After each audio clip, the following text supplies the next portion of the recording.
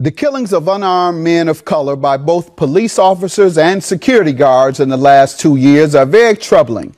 As a member of the White House My Brother's Keeper Task Force, I and other task force members made recommendations to President Obama on how to reduce the disproportionate number of minority males affected by the criminal justice system, gun violence, and other challenges. Now, I want to make a public appeal.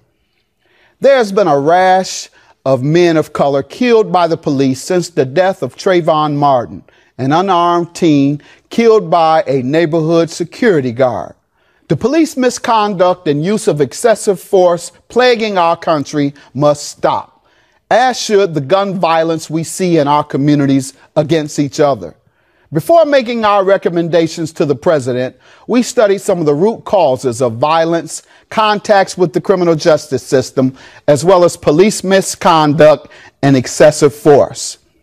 Below the surface of these issues, we found issues of false and negative stereotypes, such as black men are more prone to be violent, angry, and engage in criminal activity, all of which are untrue.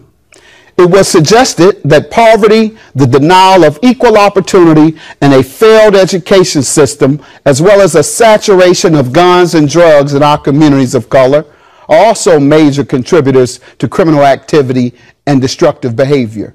No excuse, just real-life factors. We also observed that the negative interaction between law enforcement and communities of color promotes distrust on both sides, something that could be addressed by legislation requiring police dash cameras, better police training, and the perception of police as protectors rather than provocateurs. Whatever the causes and circumstances that exist, there is no excuse for the number of unjust police killings of unarmed black men, nor the rage of gun violence and destruction occurring in our own communities. If it continues, we will have to ask the police and ourselves, am I my brother's keeper or am I my brother's killer?